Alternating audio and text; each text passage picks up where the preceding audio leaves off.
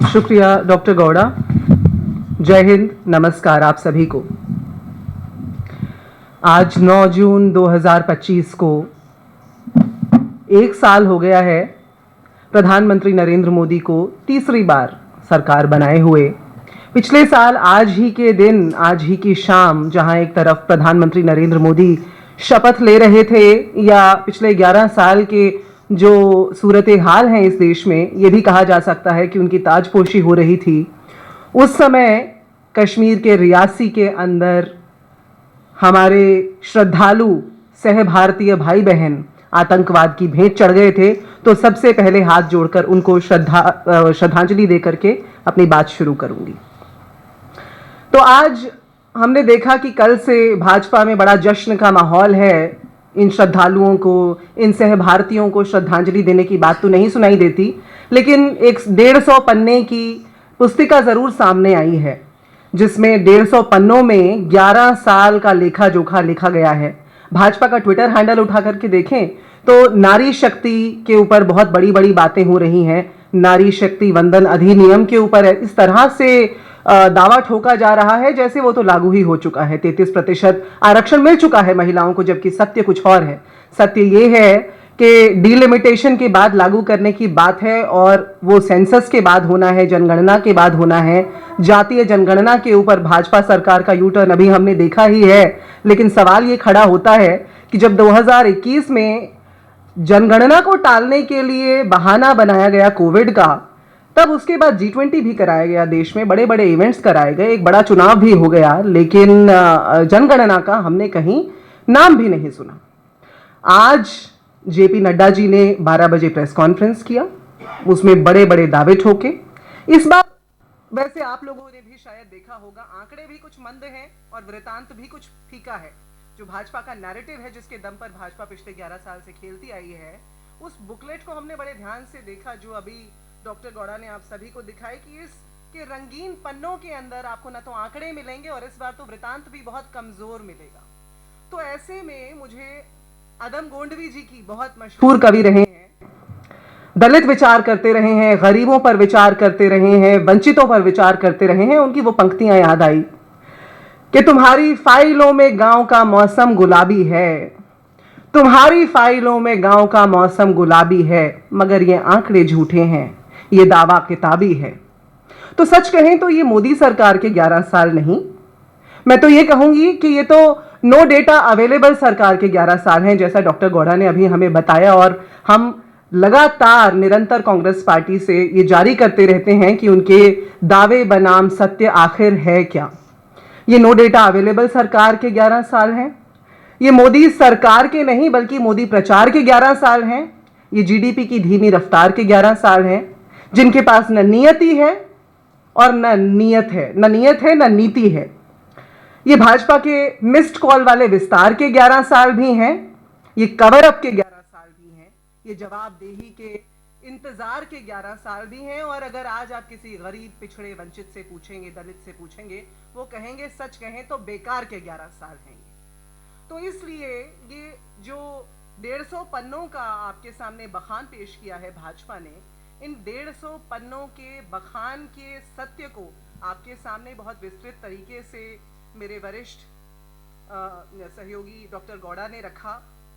Chairperson है research department के, और उन्हीं के द्वारा सामने लाए गए कुछ और तथ्यों को मैं आपके सामने रखने जा रही हूँ। मगर उससे पहले इतना जान लें कि पिछले 11 साल में मोदी सरकार ने कुल मिलाकर के 906 स्कीमों को देश के सामने घोषित किया। पिछले 11 साल के जो बजट सत्र हुए, 906 स्कीमें आपके सामने लाई गईं।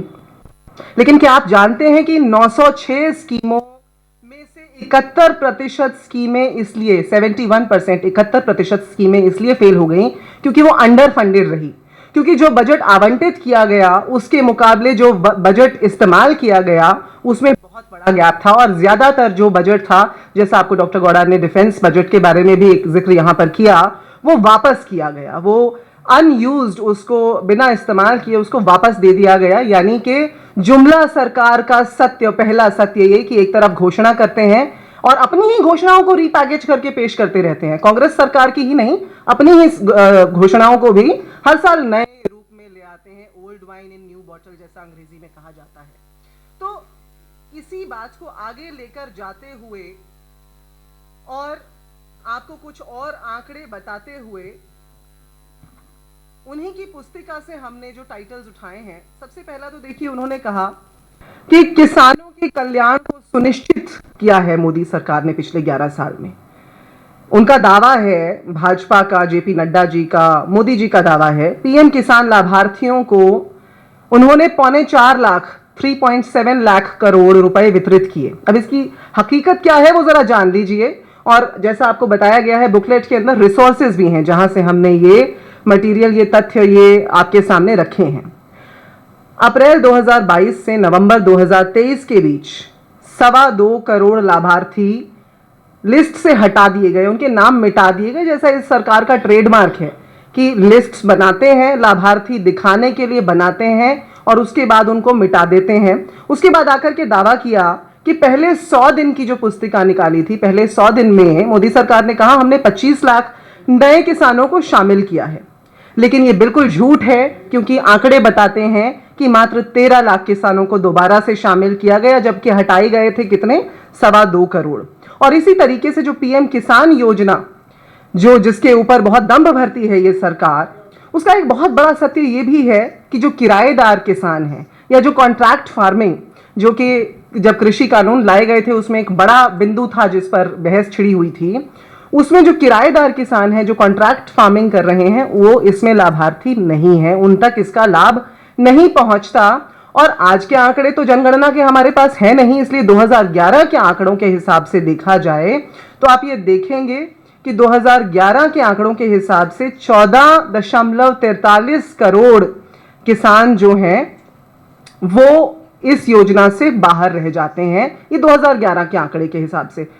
मैंने किराएदार किसानों की बात की, इसे अंग्रेजी में टेनेंट फार्मर के टर्म से जाना जाता है। तो इस तरह से आप देखें 2011 के आंकड़ों के हिसाब से, और इसकी जनगणना और जरूरी हो जाती है ताकि पता चले आज आखिर ऐसे कितने किसान हैं जो इस योजना से बाहर रह जाते हैं। इसी प्रकार से नारी शक्ति के लिए नया जोश का बहुत बड़ा एक नया नैरेटिव आपके सामने पेश किया गया, रंगीन पन्नों में परोस करके, जिसकी सच्चाई मैंने आधी तो आपको बता दी कि नारी शक्ति वंदन अधिनियम हो या वो पीएम मातृत्व वंदना योजना हो, ये जितनी योजनाएं हैं इनका यदि आप सत्य पता करने जाएंगे तो आप देखेंगे कि जो डेटा ये पेश कर रहे हैं आपके सामने वो कितना झूठा है। सबसे पहली बात, उन्होंने आपसे कहा, दावा किया देश से कि भारत में पहली बार 1000 पुरुषों पर 1020 महिलाएं हो गई हैं। जो सेक्स रेशो है उसको उन्होंने बढ़ा चढ़ाकर पेश करते हुए कहा कि 1000 पर 1020 महिलाएं हो गई। अब जनगणना तो हुई नहीं, एक सर्वे कराया गया। उस सर्वे के अंदर जो मेथडोलॉजी रखी गई वो कुछ इस प्रकार से रखी गई कि उसमें जो सवाल पूछे गए, जिस तरह से पूछे गए, मसलन आपसे आपके घर आकर पूछा गया कि पिछली रात आपके घर में कितने पुरुष और महिलाएं थीं। अब भाई पिछली रात मेरे घर के जो पुरुष हैं हो सकता है व्यापार के लिए बाहर गए हों, या हो सकता है कि मेरे घर के जो पुरुष हैं वो किसान हों और खेत में पानी लगाने गए हों, तो मेरे घर में तो वो नहीं थे। तो उस हिसाब से मेथोडोलॉजी को जो है छेड़छाड़ करके 1000 पर 1020 का आपके सामने आंकड़ा पेश किया, जिसके ऊपर विशेषज्ञों के आज सवालिया चिन्ह लगे हुए हैं। और इसी के साथ साथ गौर करने वाली बात यह भी है कि जो एनसीआरबी के आंकड़ों के अनुसार महिलाओं के ऊपर अपराध है, महिलाओं के खिलाफ अपराध है, उसके आंकड़े 2 गुने हो गए हैं। अब भाजपा के सर्वे का डाटा जो है उसकी तो हमें क्रेडेंशियल्स, उसकी क्रेडिबिलिटी नहीं पता, लेकिन हमें यह जरूर पता है कि एनसीआरबी जो है वो डेटा हमारे सामने लेकर आता है, वो अपराध के ऊपर एक रिकॉर्ड रखता है। उसको देखते हुए ये माना जा सकता है कि 2012 में जो लगभग 2.5 लाख मामले दर्ज हुआ करते थे महिलाओं पर अपराध के, वो 2022-23 में बढ़कर के लगभग 4.5 लाख हो चुके हैं। ये बहुत चिंता का विषय है और इसके ऊपर मोदी सरकार को जरूर उत्तर देना चाहिए, क्योंकि सत्य ये है। पीएम मातृत्व योजना का मैंने आपके सामने जिक्र किया। 2013-14 में इस योजना का नाम इंदिरा गांधी मातृत्व सहयोग योजना, एक स्वरूप इसका ये था, जिसको बाद में बदल के आपके सामने लाया गया। और आज दावा किया है भाजपा सरकार ने कि पीएम मातृत्व वंदना योजना के तहत 3.98 करोड़ गर्भवती महिलाओं और स्तनपान कराने वाली माताओं को 18,593 करोड़ रुपए वितरित किए गए हैं। अब इसका सत्य भी इस पुस्तिका में आप देखेंगे कि आपके सामने बड़े विस्तृत तौर पर दिया गया है, लेकिन मैं एक छोटे से बिंदु में संक्षेप में आपसे अगर कहना चाहूं तो वर्तमान में महिलाओं को केवल 5,000 रुपए की सहायता मिल रही है इस योजना के तहत। जो राष्ट्रीय खाद्य सुरक्षा अधिनियम जिसे कांग्रेस पार्टी 2013 में लाई थी, उसके बलबूते पर हम 6,000 की सहायता प्रदान करते थे, आज उसे घटा करके 5,000 कर दिया है। और ये जो लाभ है आज की योजना के मुताबिक सिर्फ पहली संतान तक ही स्त्री को मिलता है, यानी कि उसके बाद जो महिला के पोषण संबंधी जो जरूरतें हैं और आर्थिक कमजोरियों के चलते जो उनकी अनदेखी होती है, वो अनदेखी बरकरार है। और इस सरकार की जो स्कीम्स हैं, जैसा पहले मैंने आपसे बताया, वो हाथी के दांत खाने के और दिखाने के और करते हुए वो इस तरह से उसको घुमा फिरा करके जो मिल रहा है वो कुछ और, आपको बताया जा रहा है वो कुछ और है। इसके बाद एक बहुत बड़ा दावा जो भारतीय जनता पार्टी और प्रधानमंत्री नरेंद्र मोदी बार बार करते रहे हैं, और शुरुआत से startup India, stand up India करके स्कीम्स चलाई थी, बहुत सारी इंडिया इंडिया करके स्कीम्स चलाई थी, और डिजिटल इंडिया, स्किल इंडिया, खेलो इंडिया। आज ये जो स्टार्टअप इंडिया की मैं विशेष तौर पर बात करूं, क्योंकि व्यवसाय में आसानी की बात ये सरकार करती है। एमएसएमईज पर इनके पास कोई डेटा नहीं है, आप पूछने जाएंगे तो एमएसएमईज बंद कितनी हो गई, खुल कितनी गई, कोई डेटा नहीं है। लेकिन एक डेटा जो हम आपको देने जा रहे हैं वो ये जरूर है कि जहां मोदी सरकार दावा कर रही है कि 1.80 लाख से अधिक नई कंपनियां पंजीकृत हुई हैं, जो 2022-23 की तुलना में 16% की वृद्धि दर्शाती हैं, ऐसा वो कह रहे हैं। उसके मुकाबले जो सत्य है, जो आंकड़ा है, वो कहता है कि मात्र 2024 के अंदर 12,717 स्टार्टअप बंद हुए हैं। यानी अगर इस स्टार्टअप इंडिया को शट डाउन इंडिया कह दिया जाए तो इसमें कोई भूल नहीं होगी, ये गलत नहीं होगा। 2021 में जहां इन प्रोजेक्ट्स के लिए $38 बिलियन की फंडिंग उपलब्ध थी, वो 2024 में घट करके आधी से भी कम $14.4 बिलियन के करीब रह चुकी है। और यहां तक कि 2025 के पहले 4 महीने में ही 259 स्टार्टअप्स पहले ही लगभग तबाह हो चुके हैं। तो इसलिए ये तो रही बात व्यवसाय की, महिलाओं की, लेकिन इससे पहले कि मैं अपनी बात को विराम देने की ओर बढ़ूं, इस देश का एक बहुत अहम हिस्सा है उत्तर पूर्व। उत्तर पूर्व, नॉर्थ ईस्ट जो रीजन है हमारे देश का, उसके लिए दावा करती है मोदी सरकार कि 2014 की तुलना में 2024 में इस क्षेत्र में विद्रोह गतिविधियां 24% कम हो गई हैं। अब बताइए इस पर कौन विश्वास करेगा। मणिपुर जो 2 साल से जल रहा है, मणिपुर जहां विस्थापन, हजारों लोगों का जो विस्थापन हुआ है, वो दक्षिण एशिया के कुल विस्थापन का 97% आज बन चुका है। जहां अभी कल परसों में ताजी हिंसा हुई है, राष्ट्रपति शासन लग चुका है, जहां के विधायकों ने तमाम कोशिशें की प्रधानमंत्री से मिलने की, लेकिन प्रधानमंत्री ने 1 मिनट नहीं दिया उन्हें। उस मणिपुर को जलता हुआ छोड़ करके यहां पर ये नॉर्थ ईस्ट की डेवलपमेंट करने का दावा करते हैं, वहां विकास करने का दावा करते हैं। और ये दावा, जैसा मैंने अदम गोंडवी जी के अंदाज में कहा था, ये दावा बिल्कुल किताबी है। रंग बेशक आप उस पर गुलाबी लगा दें, पर दावा किताबी है।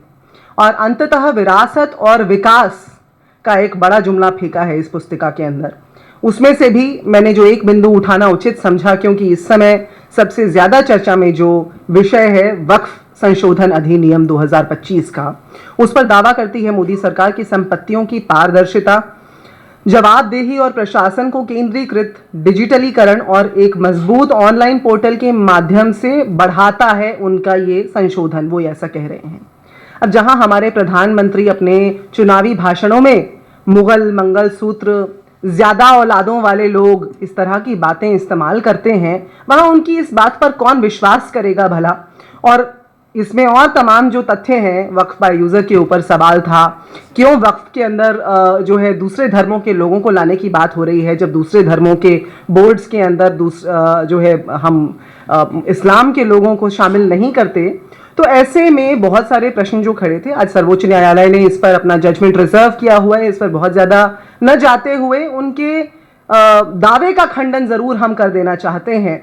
और इससे पहले कि मैं अपनी बात को विराम दे के आप लोगों के लिए प्रश्नोत्तरी के लिए आमंत्रित करूं, मैं बस इतना कहना चाहती हूं कि ये जो लिखा है सेवा, सुशासन, गरीब कल्याण, ये तीनों जो बातें हैं, ये तीनों बातें वो व्यक्ति जो अपना सीना ठोक करके संसद में कहता हो एक अकेला सब पे भारी, वो व्यक्ति जिनकी देख रेख के अंदर 18 महीने में 4 बार आतंकवादियों ने हमला कर दिया हो और वो आतंकवादी आज भी खुले घूम रहे हों, वो व्यक्ति जो अमेरिका में बैठे हुए थे और उनकी देखरेख में वहां पर बैठे हुए वो राष्ट्रपति के साथ बात कर रहे हैं और यहां अमेरिकी सेना के विमान पर विमान उतर रहे हैं और 600 से ज्यादा भारतीयों को वहां से यहां पर वापस अपमानित करके, बेड़ियां बांध करके, गौ मांस खिला करके, बीफ खिला करके उनको हमारे देश में अपमानित करके उतारा गया। एक ऐसे व्यक्ति जो गरीब के कल्याण की बात तो कर रहे हैं, मगर जब नमस्ते ट्रंप किया तो गुजरात में ऊंची सी दीवार बना दी गरीब इलाकों के पास में, जब G20 किया तो दिल्ली में हरे पर्दे लगा दिए उन इलाकों में जहां पर गरीबों का इलाका है।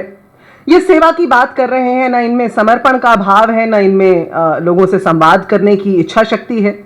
ये सुशासन की बात कर रहे हैं जिसके लिए समभाव और शिष्टाचार आवश्यक है। तो इसलिए एक अकेला सब पे भारी के ये जो 11 वर्ष हैं जिन्होंने पिछले वर्ष यू टर्न लेकर के सर्वसम्मति में नया पैकेज करके हम सबके सामने पेश करने की जो है एक असफल कोशिश की मैं कहूंगी, क्योंकि देश का विश्वास उठता जा रहा है, उनसे हम अंततः ये जरूर कहना चाहेंगे कि आज भी भारत की 140 करोड़ जनता यही विश्वास करती है कि सत्यमेव जयते और डरो मत। जय हिंद। अब आप अपने प्रश्न पूछिए।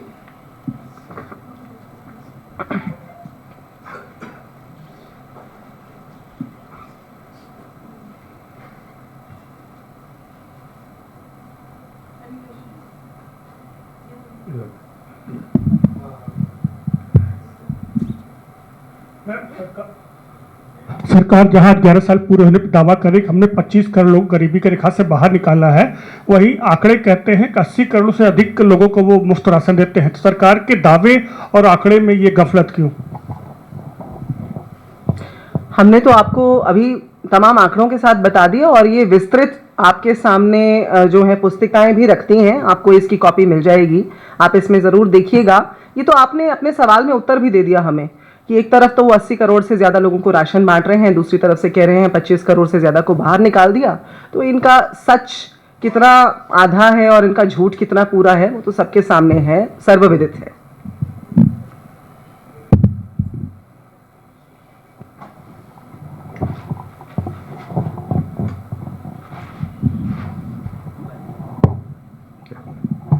Thank you.